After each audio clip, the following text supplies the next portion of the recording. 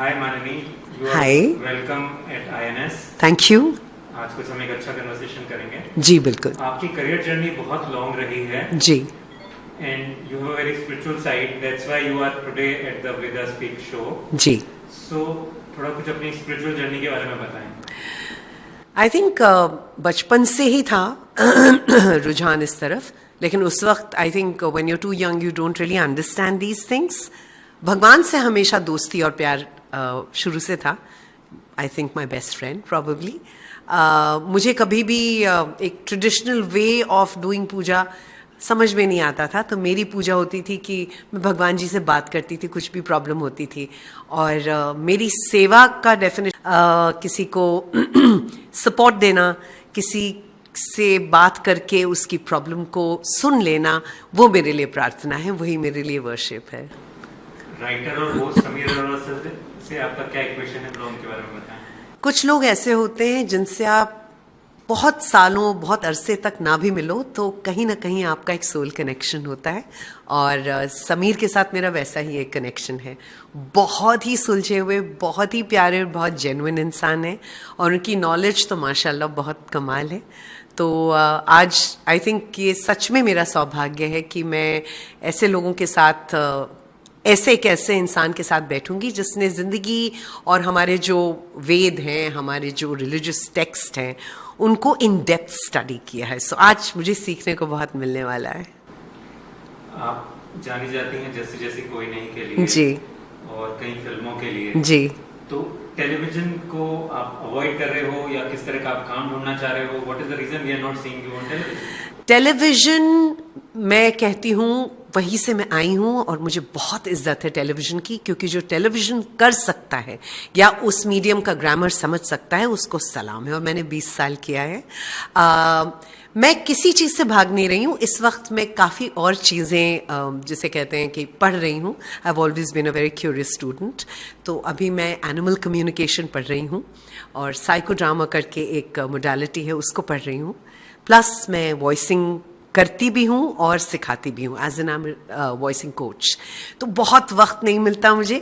अच्छा कुछ होगा करने के लिए तो मैं ज़रूर आऊँगी. वो टेलीविज़न हो, थिएटर हो, फिल्म हो, वेब हो, उससे मुझे कोई फ़र्क नहीं पड़ता. लेकिन मज़ा आना चाहिए ज़िंदगी में. अगर मज़ा नहीं आया तो मैं चीज़ नहीं करती हूँ. एक एक्टर की लाइफ में इतना कुछ होता है कि वो एक बहुत अच्छा लाइफ कोच और मोटिवेशनल स्पीकर बन सकता है. इसके बारे में आपका देखिए, एक्टर यस मल्टीपल पर्सोनाज को एक्सेप्ट करता है. एक तरह से एक अंडरस्टैंडिंग ऑफ साइकीज होती है. लेकिन मैं ये मानती हूँ कि हर इंसान जो है उस चीज़ को साइकोलॉजिकल पॉइंट ऑफ व्यू से कैसे समझता है वो बहुत ज़रूरी है. तो मैं ये नहीं कहूँगी कि हर थेरेपिस्ट एक्टर बन सकता है और हर एक्टर थेरेपिस्ट बन सकता है. लेकिन हाँ, ज़िंदगी की समझ जो होती है वो डेफिनेटली आम लोगों से ज़्यादा होती है. लेकिन इसका एक डाउन साइड भी होता है और वो ये होता है कि आप कुछ चीज़ों के प्रति बहुत नम हो जाते हैं. और ये होता है, हम इंसान हैं, right? Switch on and switch off. So I feel actors, हमें ये एक वरदान है कि हम अपने परफॉर्मेंस से किसी की ज़िंदगी को या बेहतर बना सकते हैं या फिर शायद उनकी मन की बात को समझ सकते हैं by portraying pretty much the same thing that they are going through. आपने बहुत वाइड एक्सपीरियंस करे हैं जी इंडस्ट्री में. आप उस इंडस्ट्री में रही हैं जहाँ सोशल मीडिया था ही नहीं. जी. जहाँ हर कोई एक दूसरे को पर्सनली जानता था. जी जी. आज सोशल मीडिया रूल कर रही है, ये हमारी जिंदगी का हिस्सा है. टेक्नोलॉजी जी हमारे हाथ में है. क्या डिफरेंस लगता है आपको उस जनरेशन और करंट जनरेशन में? डेफिनेटली उस जनरेशन में ह्यूमन टू ह्यूमन कांटेक्ट ज़्यादा था. आप लोगों से एज अ ह्यूमन बीइंग मिलते थे. अलग तरह के कनेक्शंस होते थे. एक आत्मीयता थी, एक दोस्ती थी, एक वार्मथ थी, जो अब थोड़ी कम हो गई. लेकिन मैं ये कहूँगी कि advent of social media is also up to you कि आप उसे कैसे इस्तेमाल करते हैं. ये वो ब्रह्मास्त्र है जिससे आपको इस्तेमाल करना आना चाहिए. तो आप इसे एक अच्छे कॉज के लिए भी यूज़ कर सकते हैं और एक गलत कॉज के लिए भी यूज़ कर सकते हैं.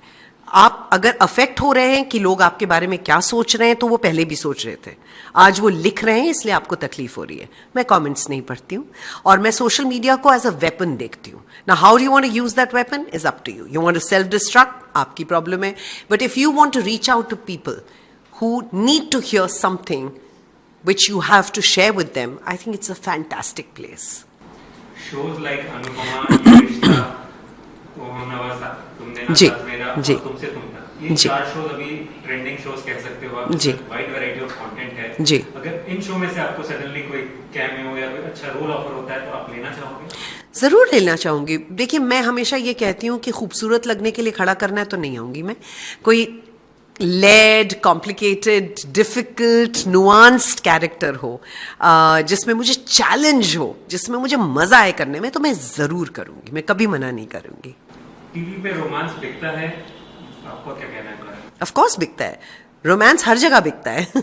जिंदगी में रोमांस नहीं है तो मजा नहीं है ना। तो टेलीविजन में वो एक एस्पिरेशनल वो होता है कि दो लोग अगर टेलीविजन देख रहे हैं, वो सीन देख रहे हैं, तो वो खुद को वहां ट्रांसपोर्ट कर लेते हैं। And I think it's a beautiful magical medium. I think it's beautiful. अच्छा, आपको ये नहीं लगता कि आपने फिल्में करी, आपको और फिल्में आप डिजर्व करती हो? इतनी अच्छी अदाकारा हैं, आप दिखती भी अच्छी है, तो आपको कहाँ लगता है कि ये फिल्म्स के करियर में उतना उठान क्यों नहीं आया इतनी बड़ी 1-2 हिट फिल्में देने के बावजूद?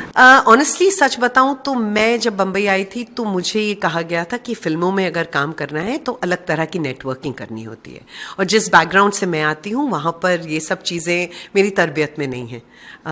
तो मुझे फिल्में करनी नहीं थी, और बहुत लोग हैं जिनको नहीं करनी होती हैं अगर ये सब करना पड़े तो।